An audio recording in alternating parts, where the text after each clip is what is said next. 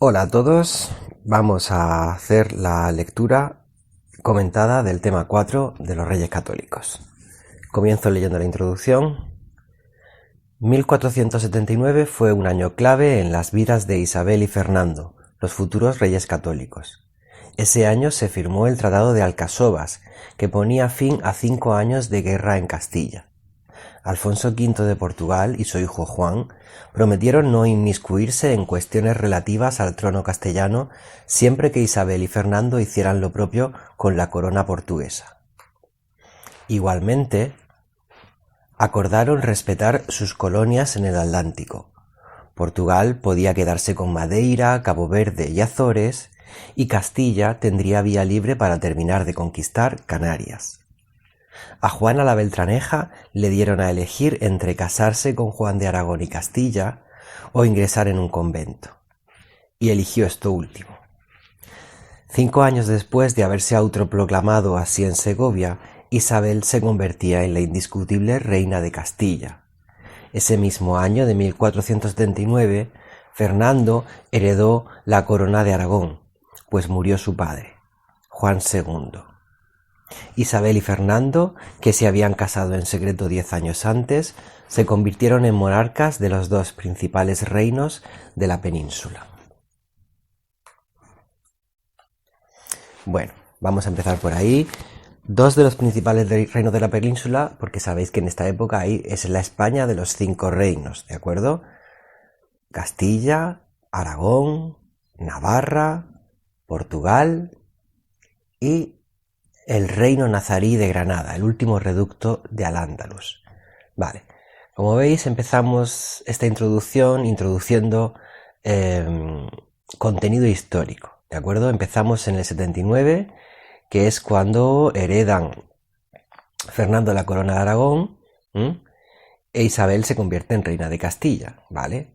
Se habían casado antes, etcétera, había habido la guerra civil en Castilla por el trono entre Juana la Beltraneja, que es la hija del rey, y Isabel de Castilla, que se va a autoproclamar reina 5 años antes del 79, que es la hermana del rey. Es una lucha entre la hermana del rey y la hija del rey. Bien, lo que pasa es que dicen que la hija del rey no es hija del rey, por eso la llaman así, la Beltraneja, porque dicen que su padre es un tal Beltrán. Bueno, se pacifica esa guerra civil con el pacto con Portugal y se queda vía libre para que Isabel sea reina de Castilla. En la otra parte de esta historia, que es Aragón, Fernando se ha convertido en rey. Se dice que la unión de los reyes católicos fue personal y dinástica, pero no institucional. Sus leyes e instituciones se mantuvieron diferenciadas, tenían moneda diferente e incluso impuestos para cruzar sus fronteras.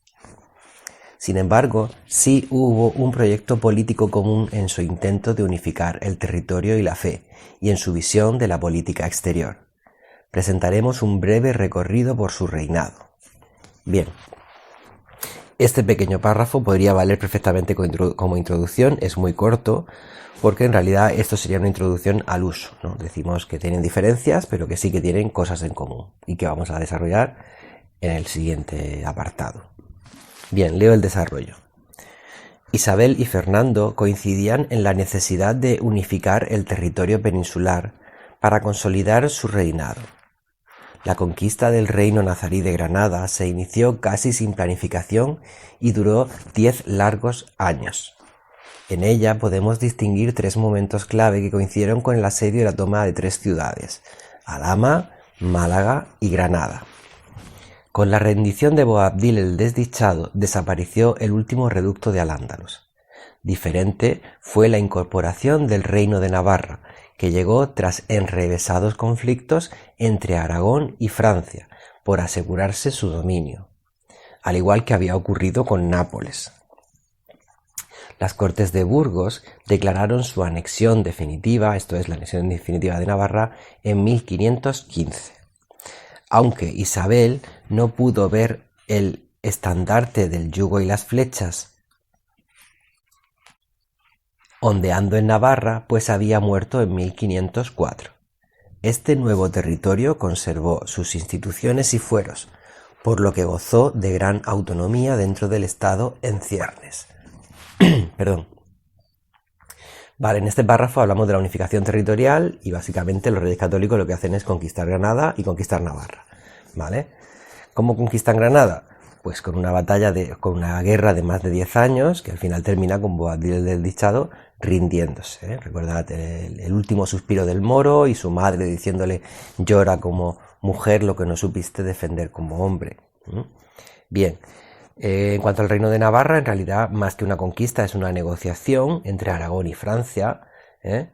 Y al final las Cortes de Burgos, que están en Castilla, porque ya se han casado los reyes católicos, declaran que Castilla se va a quedar con Navarra, ¿vale? Entonces, la anexión no la puede ver Isabel, porque Isabel se ha muerto antes, ¿vale? Estamos en 1515. Isabel muere en 1504, ¿vale? Y la comunidad autónoma de Navarra, la comunidad foral de Navarra, tiene ese nombre precisamente por eso, porque desde tiempos inmemoriales va a conservar sus foros, o sea, sus leyes especiales. Bien, sigo leyendo. Los reyes católicos compartían su visión de la política exterior, pero los intereses de ambas coronas fueron diferentes. Aragón se centró en a. recuperar los territorios que habían perdido los Trastámara aragoneses, Navarra, el Rosellón, la Cerdaña y Nápoles. B. en seguir expandiéndose por el Mediterráneo. Esto trajo continuos conflictos con la gran potencia vecina, Francia, pero también con los reinos musulmanes norteafricanos. Castilla, por su parte, buscó abrirse al Atlántico, a. por el sur, terminando de conquistar Canarias, b. por el oeste, financiando el viaje de Colón, y c. por el norte, buscando aliados contra Francia, Inglaterra, Flandes o el Imperio alemán. La política exterior de los reyes católicos resultó muy eficaz gracias a una diplomacia ágil con embajadores permanentes en las cortes europeas, b.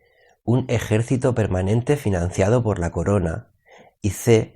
una política matrimonial con sus hijos que consolidó sus alianzas en Europa. La visión política de los reyes católicos sentó las bases del Imperio español del siglo XVI.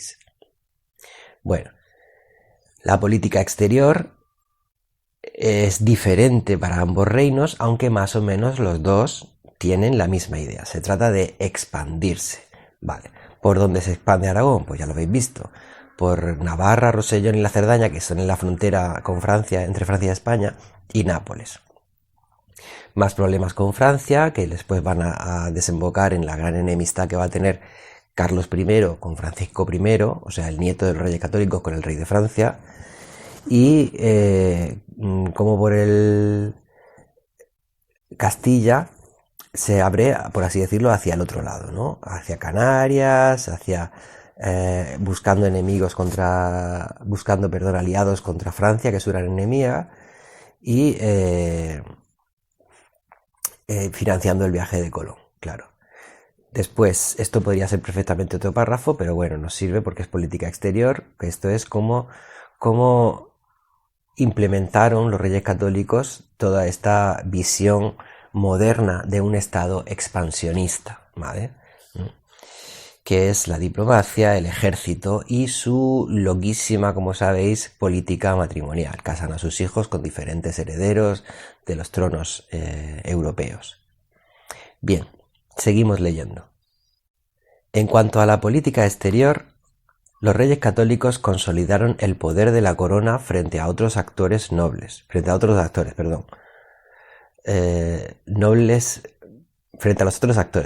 en la nobleza y el clero. Potenciaron instituciones ya existentes y crearon otras nuevas. En Castilla se consolidó la monarquía autoritaria centralista gracias al Consejo Real, que tenía funciones de gobierno y de Tribunal Supremo de Justicia. Otros consejos fueron el de las órdenes militares o el de la cruzada. Los secretarios reales sustituyeron a la antigua Cancillería en las labores burocráticas.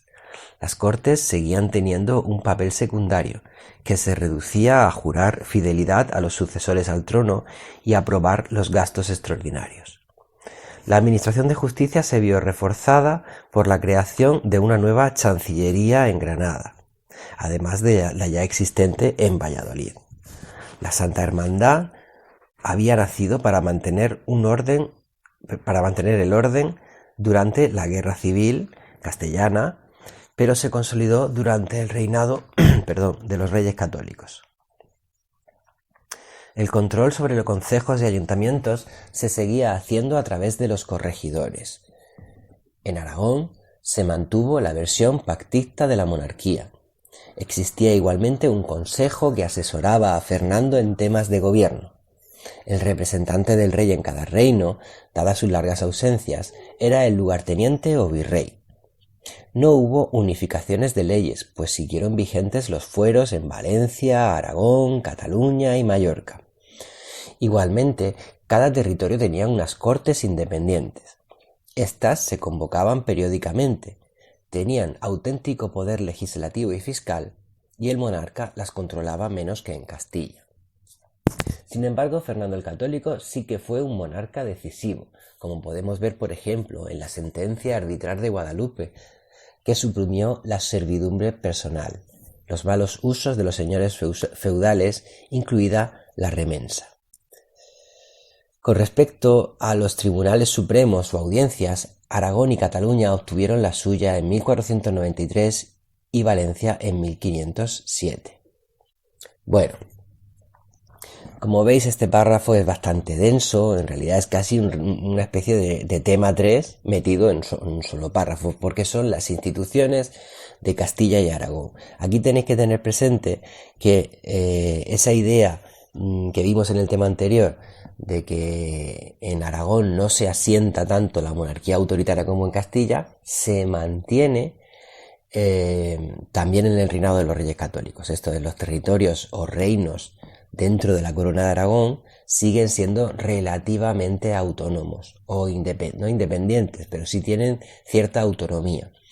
Aún así, si veis al final del párrafo que dice, sin embargo, Fernando el Católico sí era un rey decisivo. ¿Cómo lo sabemos? Porque sí, porque dio un puñetazo en la mesa con la sentencia arbitral de Guadalupe, que terminó con la guerra de los payeses de la remensa, acabando con los malos usos. Esto, ¿os acordáis de lo que era la remensa? Que es que los campesinos tenían que pagar un rescate si querían dejar las tierras donde trabajaban. O sea, si se querían ir y dejar de trabajar, tenían que pagarle. Bien. Vale, pues este párrafo es muy denso, son las instituciones de los Reyes Católicos en Castilla y Aragón. Vale, seguimos leyendo con la unificación de las creencias religiosas. La unificación de las creencias religiosas fue otro de los objetivos conseguidos por los Reyes Católicos, y los capítulos más sombríos de su reinado casi siempre tuvieron que ver con su imposición del cristianismo. Tuvo 3 momentos fundamentales: la creación del Tribunal de la Santa Inquisición en el 78, el decreto de expulsión de los judíos en el 92 y la expulsión de los mudéjares en 1502. Bueno, otro de los hitos de nuestra historia es cómo unifican a los reinos de la península e imponen el cristianismo. ¿Cómo lo imponen? Por la fuerza. ¿Qué instrumentos usan? Pues la expulsión de los judíos, de los falsos conversos y de los mudéjares, y la creación de una policía tribunal a la vez, que es la Santa Inquisición. Bien, vamos a leer la conclusión. El reinado de los Reyes Católicos significó la creación del primer Estado moderno en Europa. Implicó la unificación territorial y religiosa, aunque, como hemos visto, no institucional. Tuvo luces como el nacimiento de la diplomacia moderna o la financiación del viaje a América, y sombras como la intolerancia religiosa o el autoritarismo. Tuvo unos comienzos que parecieron replicarse en su final. El destino de Juana la Beltraneja parecía prefigurar el de Juana la Loca.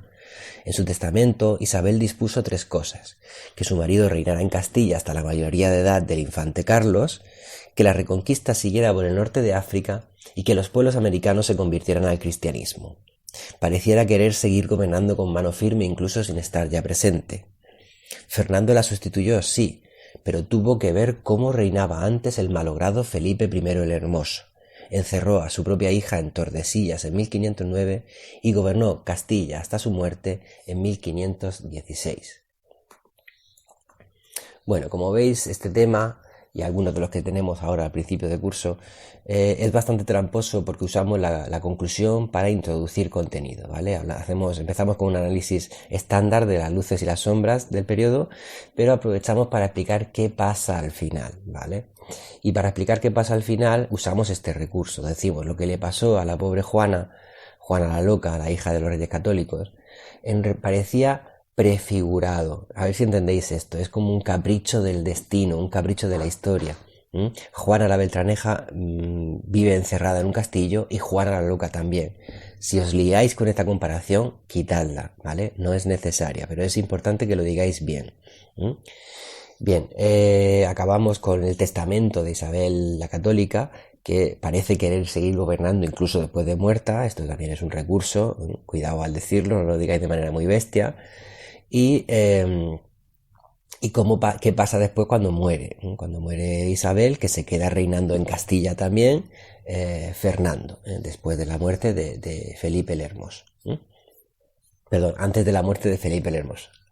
Bien, esta es la lectura del tema 4. Si tenéis cualquier duda me preguntáis. Un saludo a todos.